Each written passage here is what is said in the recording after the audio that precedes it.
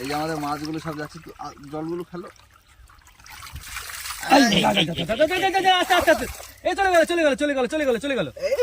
এক্ষুনি ধানের জমিতে চলে যেত।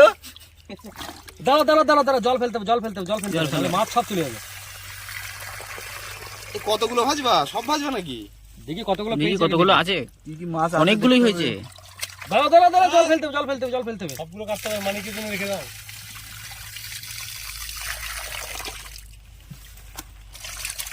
শোল পালাবে।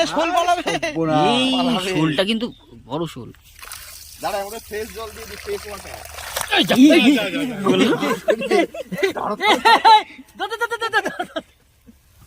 বললাম না শোলটা পালাবে। এই শান্তি হ, ধরো।